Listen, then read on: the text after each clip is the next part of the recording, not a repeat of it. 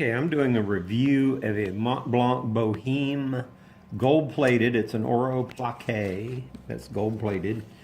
It comes in the typical Montblanc slip box. It has the Montblanc service guide. And, of course, it is in a clamshell case.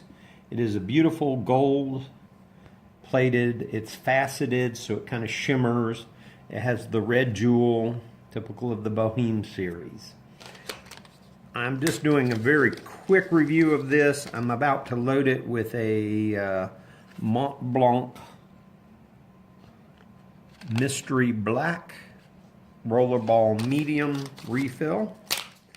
If you're familiar with the Montblanc rollerballs, they do screw in. I'm going to take this out of the case, and you can see it has the typical Montblanc logo. And here is the pen. It has the red jewel, which is synthetic. It is gold and faceted.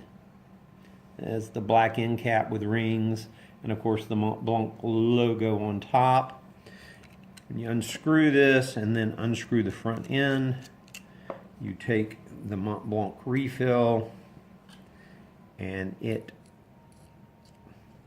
screws into the front section, and you screw the back section of the barrel on. Voila, ready to write. Now, one of the cool things about the Bohemes is that they post really well, which is good because they're kind of a short pen.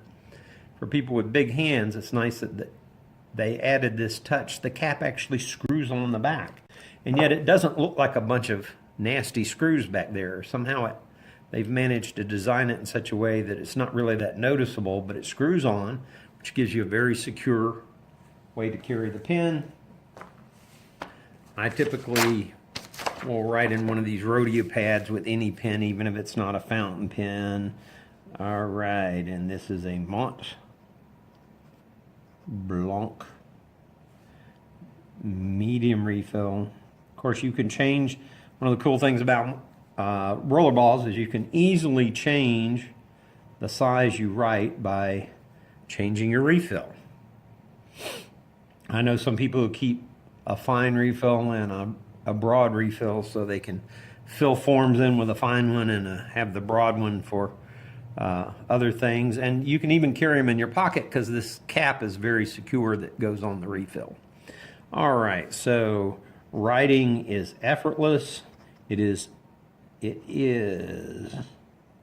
very smooth writing. I'd have to put it right up there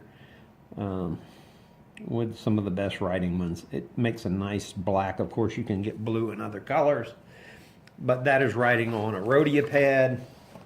Like I said, this is going to be a quick review, so I'm going to kind of rush through things. It writes very well on ledger pads, and you will notice no bleed through. And it's very good for writing in a journal. It's one of my studio journals, moleskin type paper, and it